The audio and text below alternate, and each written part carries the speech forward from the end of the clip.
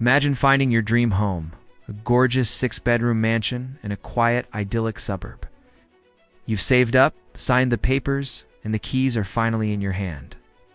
For the Broaddus family, this dream became a reality in Westfield, New Jersey. But just 3 days after closing, their dream morphed into an unrelenting nightmare. That's when Broaddus checked the mail and found the first letter. It was in a thick white envelope, the message inside typed, yet disturbingly personal. It came from someone who called themselves the Watcher. The letter was just the beginning. The writer claimed their family had watched the house for generations. The writer's grandfather watched it in the 1920s, their father in the 1960s, and now it was their turn. The Watcher knew things no stranger should know. They knew the Broaddus family had 3 children. They even knew their birth order and chillingly referred to them as young blood. The letters became more frequent and more sinister. The Watchers seemed to be everywhere and nowhere at once, their words seeping into every corner of the family's life. As the Broaddus family began renovations, the Watcher's tone grew angry. "You are destroying its history," one letter accused. Another asked, "Have you found what is in the walls yet?" "In time you will." The messages were filled with threats, both vague and terrifyingly specific. The Watcher wanted to know the children's names, asking, "Once I know their names, I will call to them and draw them to me." The fear was overwhelming. The family, who had poured their life savings into this home, was so terrified they never actually moved in. Their dream house stood empty, a monument to their fear. Desperate for answers, the Broaddus family went to the police. The investigation that followed was extensive.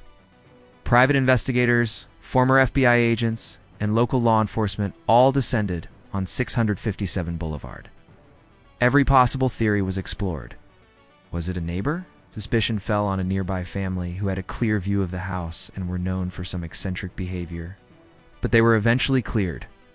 Was it a former owner, resentful that the house had been sold? That lead also went cold. Some even whispered it was a real estate scam, an elaborate hoax designed to scare the family away.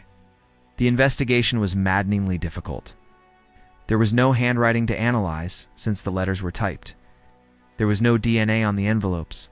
And to make tracking even harder, the letters were mailed from a distribution center miles away, making it impossible to pinpoint the sender's location. The police even looked into the possibility that the Broaddus family themselves were behind the letters, a desperate attempt to get out of a financial mistake. But there was no evidence to support this either. Every single lead, every promising theory, hit a dead end. The Watcher was a ghost, a phantom, who had managed to terrorize a family without ever showing their face. After months of living in constant fear and with no end in sight, the Broaddus family made a heartbreaking decision. They put the house back on the market.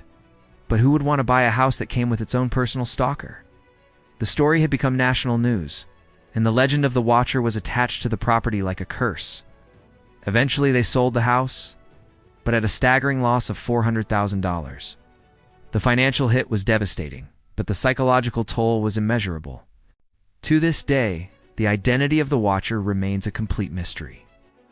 Who was this person who dedicated so much time and effort to terrorizing a family they didn't even know? Is it a jealous neighbor who couldn't afford the house themselves? A local historian obsessed with the home's past? Or was it something more organized, more sinister than anyone could imagine? The secret of 657 Boulevard is still locked away. Perhaps, as the letter once hinted, buried somewhere within its walls. The case is a terrifying reminder that some mysteries are never solved. And sometimes, the monster isn't under the bed, it's in the mailbox. Thanks for watching, and if you enjoyed this story, make sure to like and subscribe for more deep dives into the unknown.